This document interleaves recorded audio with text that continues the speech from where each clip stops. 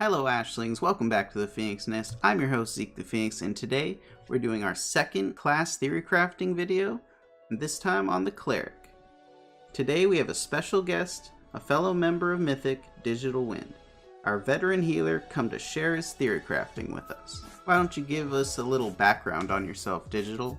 Hello viewers, my name is Digital Wind. I am a member of Mythic Guild with Zeke the Phoenix. My longest stint as a healer was in Star Wars The Old Republic with Zeke, which Zeke and I both played. That was for about 3 to 5-ish years.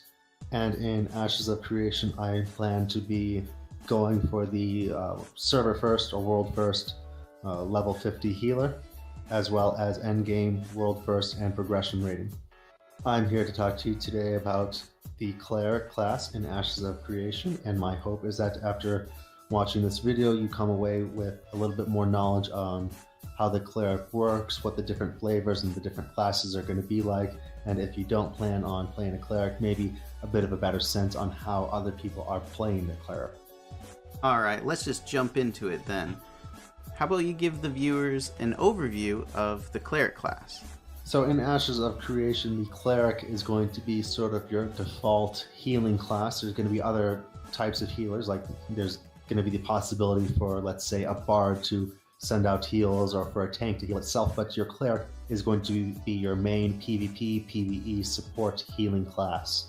So if you're looking to support your teammates, but you don't necessarily find being a bard or maybe a summoner to be ideal for you, maybe you might want to try healing. The gist of Ashes of Creation's healings, from what we know so far, is that it's going to revolve around life balance and rebalance, and lots of manipulation of damage turning into life. In addition to this, the Cleric classes and archetypes itself will revolve mainly along the lines of your main class, which is Cleric, the subclass that you're picking, and a lot of your playstyle is going to depend on the weapon that you are choosing to use. You can use any weapon that you want as a Cleric, but obviously a Cleric that uses a staff is going to play different than a Cleric that uses a book or a bow or a sword. So when deciding what type of Cleric that you want to play, I strongly recommend that you first think about what kind of weapon you would like to play. That way you can narrow down your choices that way.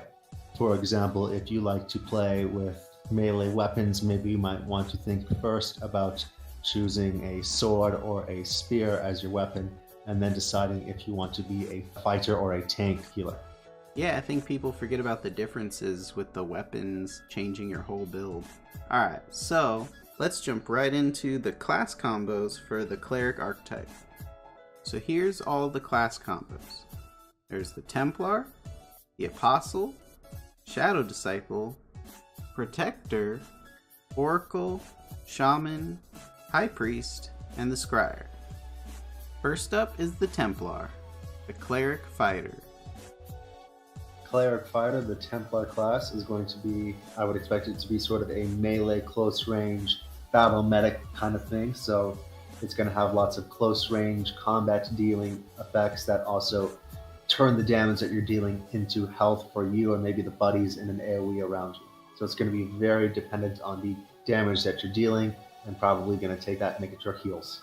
Yeah, I'm getting a pretty strong vibe of Bridget from Overwatch from this character, or even the Swashbuckler from EQ2. Next is the Apostle, the Cleric Tank. The Cleric Tank, the Apostle, is one that I'm very interested in doing. I expect the Cleric Tank to be a class that's very dependent on granting damage mitigation, maybe some armor buffs, some extra health reserves, like maybe boosting the health up to 110 or 120% of what its normal levels are. And I would expect that to be a very great healing spec for healing the main tanks or for high damage output fights.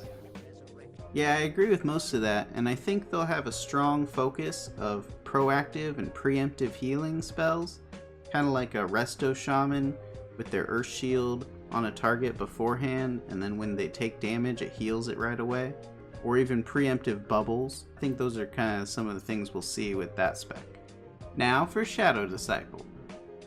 The Shadow Disciple, the Cleric Rogue, I would expect it to be a class that is very PvP oriented. I'd expect to have sort of dots that you're putting on your enemies to steal their life and give it to others. Very much that kind of stealthy, ninja evil healing type. One way I could see Intrepid Studios taking Cleric Rogues is sort of the way that some effects in the game literally blind you by taking your whole screen and making it black, manipulating other players in the same way. For example, the Cleric Rogue might hide what you see for someone else's health bar. So if you're fighting somebody that's being healed by a Cleric Rogue, maybe once they start healing, you can no longer see how much health they have. Yeah, and I really like that idea of hiding health bars. That's a really interesting take on a rogue healer kind of thing. Now for the Protector. The Cleric Ranger, the Protector class, I would expect it to be very much the anti-debuff type of Cleric. So if, let's say your buddies are getting snared, or if they are getting crowd-controlled CC'd, then the Cleric Ranger would have flavors of the heals that either shorten the time that they're CC'd or completely eliminate it. I would also expect that the Cleric Ranger, the Protector, to have more single target heals rather than AoE focused heals. Yeah, I'm getting a very Resto Druid-y kind of feel, and maybe some additional range to all your single target spells. Moving on, we've got the Cleric Mage, the Oracle. For the Oracle, for the Cleric Mage, given that the Cleric is a magic-based class, and the Mage is all about magic, I would expect that the limitations on your Cleric's abilities, for example, the size of your AoEs, or the time it takes for heal over time to tick all the way, I'd expect that kind of stuff to be more in your favor. So if your AoE does 2 meters, maybe it does 3 meters instead. Or if your heal over time takes 10 seconds to do its full effect, your stronger magic powers does the same amount of healing, but over 5 seconds. Another possibility with the Cleric Mage is that it also is able to provide damage bump and possibly even armor buffs. One of my ideas for Oracle was if you could turn one of your heals into a life grip kind of thing, but have a teleport to it so it instantly pops you to safety. Now for the Shaman. For the Shaman, for the Cleric Summoner class, I would expect that the Cleric is going to have lots of abilities that are summoning short-term buddies that essentially follow your targets around. So if instead of placing down an AoE heal on the ground that stays in that one spot, perhaps the AoE follows you around, just a little ghost buddy around you, a little whatever flavor your summon pet is going to be. It follows you around, or it follows your target that you're healing around. I would also expect the Cleric Summoner to have more heals over time and damages over time to sort of support that short-term summoning heal or to deal damage. Yeah, I think that's actually exactly what I had written down for my Shaman Theorycraft. Next is the most familiar class combo, the High Priest.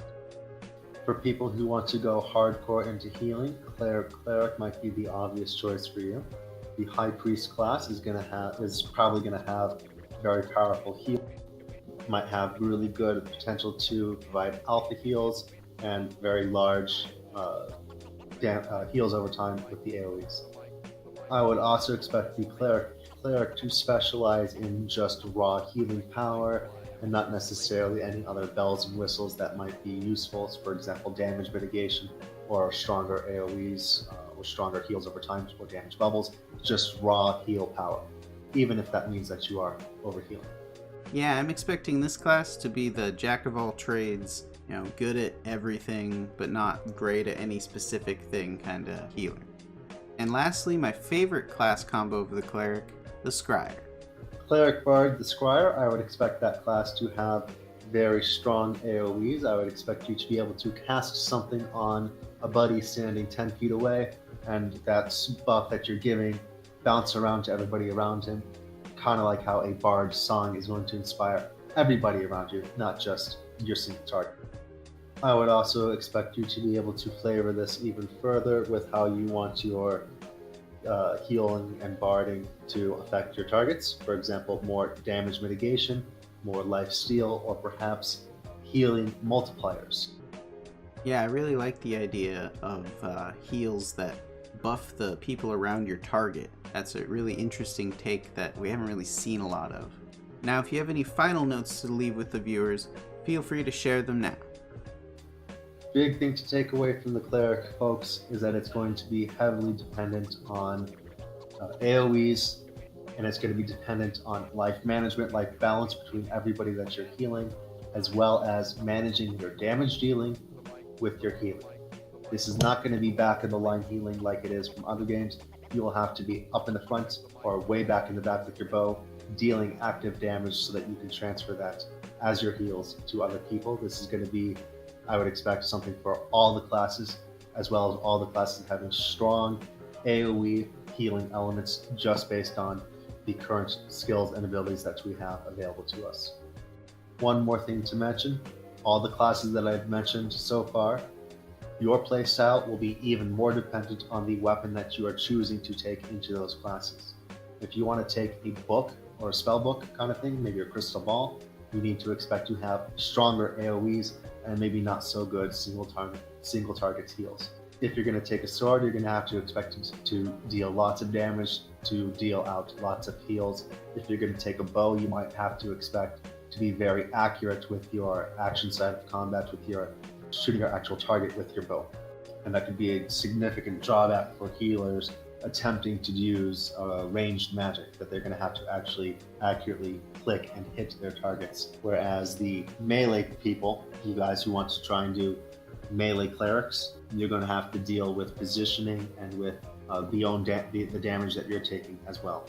So just consider your own specific playstyle, how you want to play the cleric as you're deciding what type of archetype you want to go with. Don't go with cleric because you think it's going to be quote unquote the best. Go with the type of playstyle you know you want to have fun, and the type of playstyle you know you're good at. If you are a great healer from the back of the line, go with it. If you know that you're really good at positioning and you want to be up in the fray, go with cleric fighter. If you know that you want to be healing the main tank, or if you want to be sending out raid-wide debuffs, raid-wide cleanses, that kind of deal, go with cleric tank, cleric bard. Go with the playstyle you think is best, because that is going to have the most significant impact on how well you play a cleric, not which one you think is the quote-unquote best. Alright, thanks for being my guests on today's video, and I hope the viewers have learned something about the possibilities of the Cleric archetype. Remember guys, this is a speculation series and nothing is confirmed until it's Steven confirmed. Feel free to leave your hopes or ideas for clerics in the comments section down below. Next video we're doing is the Summoner archetype. Remember to like, subscribe, and share this video, and we'll see you when you return to the nest.